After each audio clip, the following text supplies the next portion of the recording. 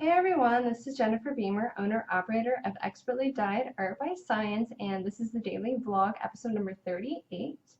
And to sort of continue on with this review process with some of the things that I've knitted, I wanted to do two things from the Unofficial Harry Potter Knits. I got this magazine last summer when we were at home visiting family. And I sort of went through and I tabbed some of the things that I wanted to knit. And I also included how many yards I would need, because sometimes the patterns, they don't actually list how many yards total you need. They'll just list a skein of yarn from so-and-so. So you have to go and you look it up, and then you're like, oh, okay, this is how many yards are in the skein. So I go ahead and write that stuff down, plus what size needle I need.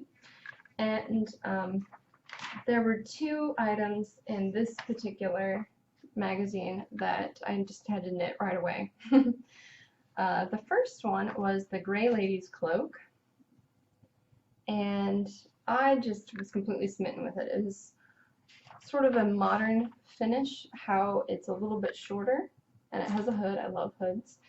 And I figured it would be a really nice accessory that you could wear when the weather was, still a little bit warm but not too warm, so you could just have that on.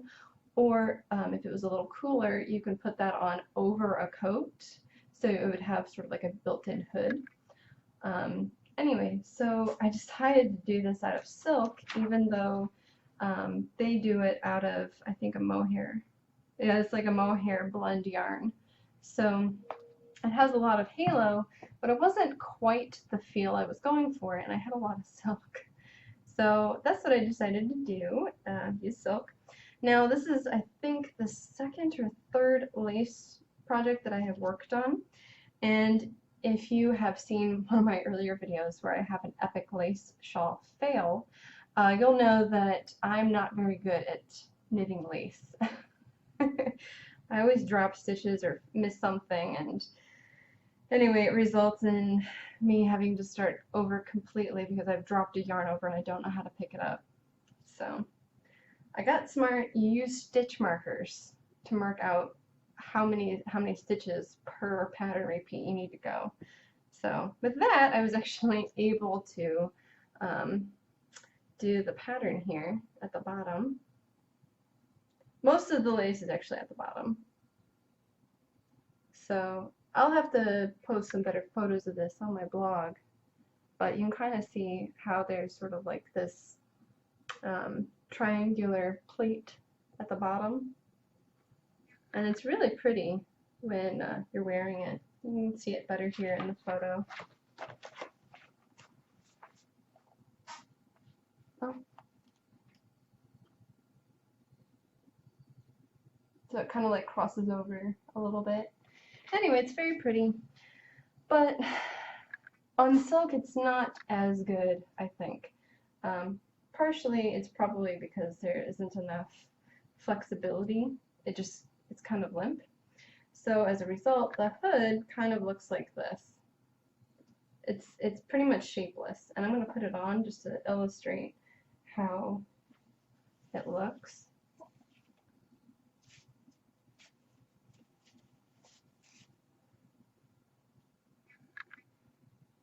Alright, so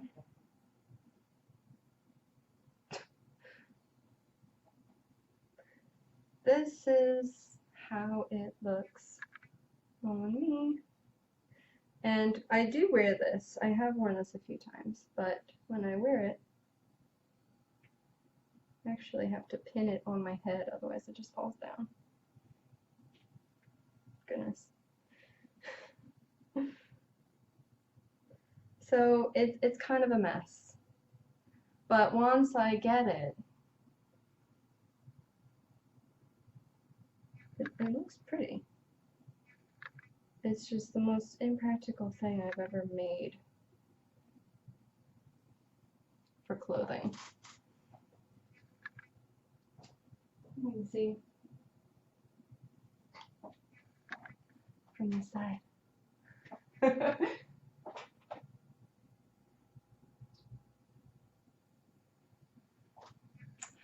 So there's the gray lady's cloak. A little bit different than the picture, for sure. But I don't know. I suppose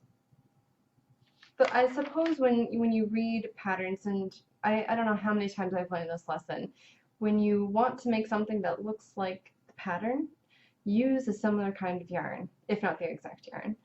And you know, sometimes you get a little impatient. I could have spun wool or even I have some mohair. I could combine everything together and just make my own yarn, but that takes time, and this called for what, 800? It called for 700 yards, so that would have taken me a little while to do, but I kind of like it. It's really not the most practical thing that I've ever made. I would definitely make it again though. Once you get past all the lace business, here's the lace chart, by the way. Once you get past all of this, which you only have to do once, the rest of it is actually pretty easy. Very minimal shaping, and you know, it has a pretty decent fit. I think if I did it again, I would make a slightly larger size so that it could be fit over a coat. This one just fits my shoulders, which is fine for wearing in the spring and the early fall, but definitely not when it's starting to get cold out. But anyway, I kind of like it. I have to pin it. I don't like wearing clothes that I have to mess with all the time. Who has time for that? So anyway, the second project I made, partially because of the name, but also because I like more socks in my drawer. Just throw them on the ground. They are the dragon egg socks. Let me get to the page. Here they are.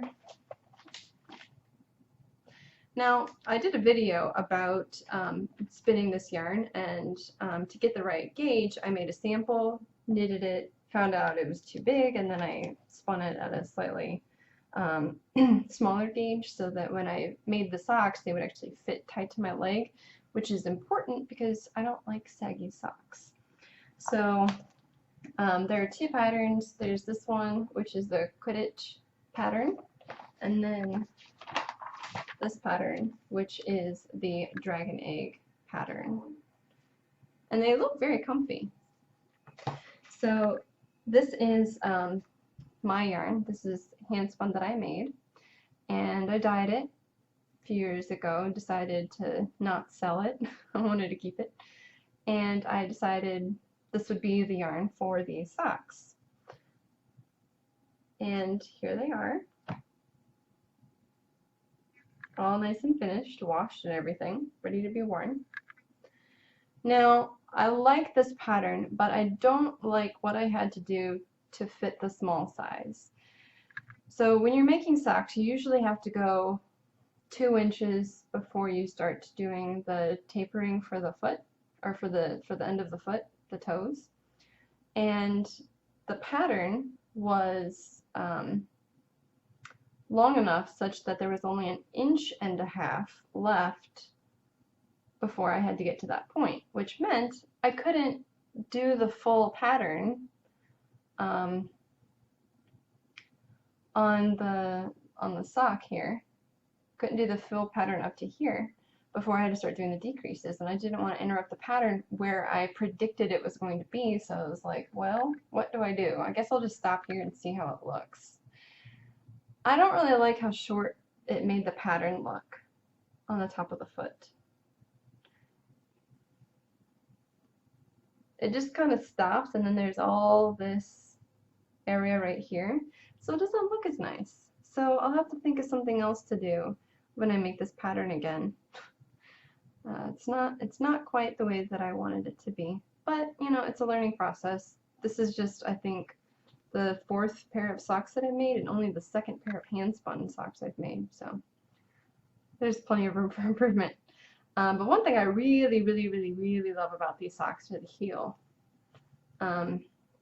This is a slip stitch heel. So one row, I think you knit and then you slip the next stitch with the yarn in front, and then you knit the next stitch.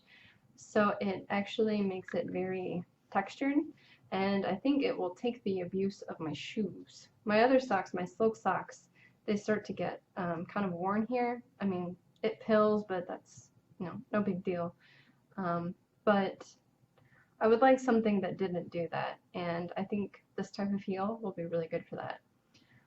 Overall, I really like the stitch pattern, and now I finally understand what it meant by the Quidditch part, because this has a bunch of broomsticks. Yeah, it took me that long to figure it out. I finally figured it out, like starting sock number 2. And then this little cable guy here is totally the golden snitch. Duh. I really like that part of the pattern. However, I really, really dislike the dragon egg pattern. This diamond here with the bobble, this little bobble here. I just don't like it. I don't like the bobble. I would maybe do the diamond pattern again, but I kind of want to just cut this part off and have this part be the sock. And, you know, when you see it on the model, you can't tell these things, so now I know. I'm going to demonstrate it and show to you all that I do not have duck feet. Someone said I had duck feet. They're not that big. They're actually smaller than they used to be when I was in high school, and I think it's because of all of the running that I've been doing.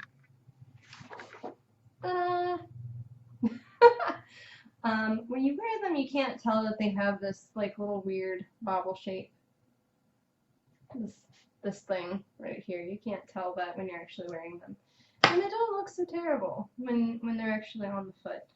But I think that if I made these again, which I probably will, I would definitely remove this part of the pattern just because I don't like it. Of course, I dropped it again. And I would do an additional Quidditch stitch pattern so I can get the same length. Plus, I would figure out something a little bit more creative to do with the top part of the foot than how this turned out. So, we'll see. Anyway, there are a lot of really great patterns in this magazine. So if you don't have it and you're a big Harry Potter fan, I suggest actually getting it. There are maybe 10 patterns that I have selected from here, all of which I want to try.